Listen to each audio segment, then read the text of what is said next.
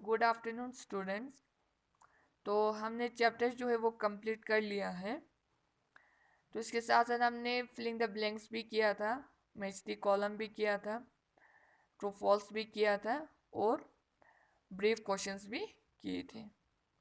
तो आज हम करेंगे डिटेल्स के क्वेश्चंस।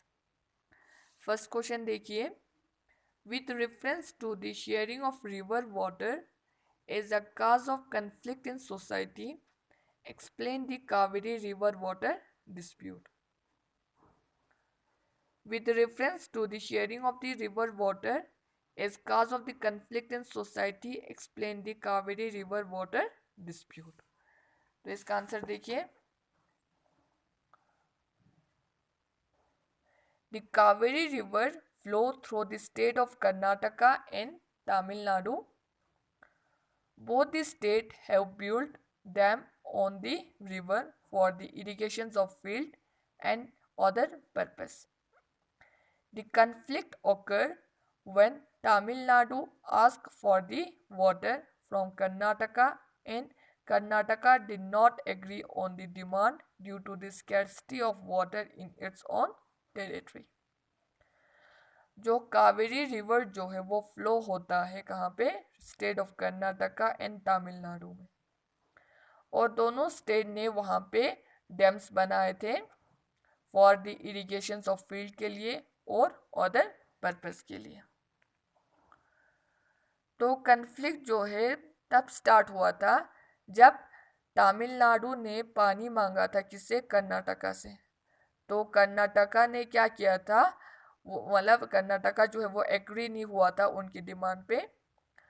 क्यों?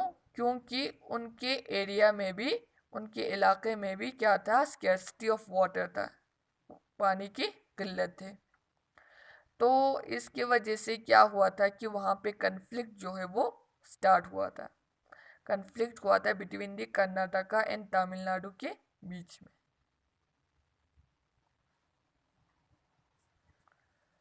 The Kaveri River flow through the state of Karnataka and Tamil Nadu.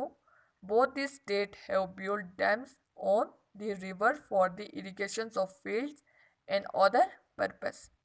The conflict occurred when Tamil Nadu asked for the water from Karnataka and Karnataka did not agree on the demand due to the scarcity of water in its own territory. Second question देखिए, elucidate the roles of the government in ensuring equality and providing justice in society. इसका answer है, the Constitution of India outlines various provisions to ensure equality in society and provide justice to the people. For example, untouchability has been abolished by the law.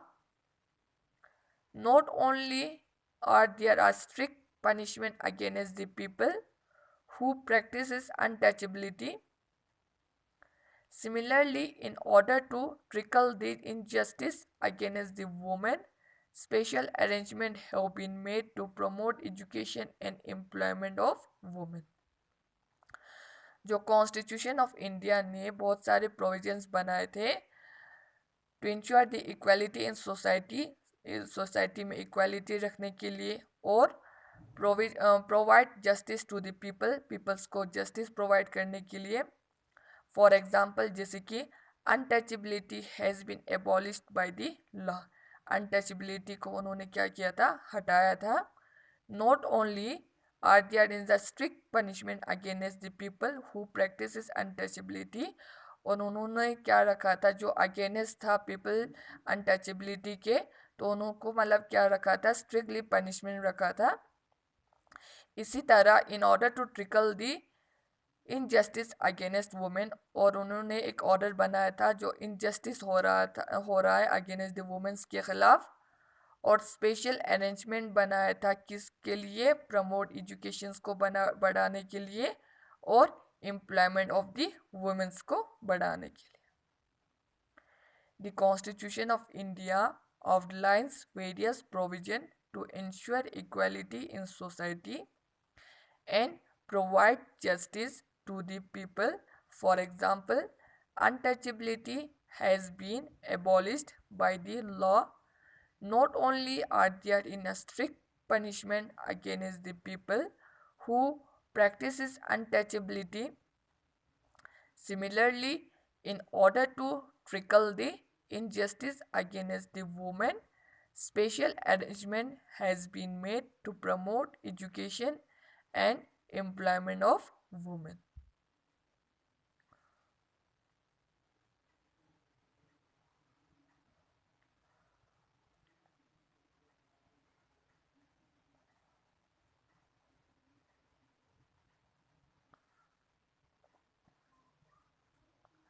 तो आज का topic हमारा यहाँ यही तक था।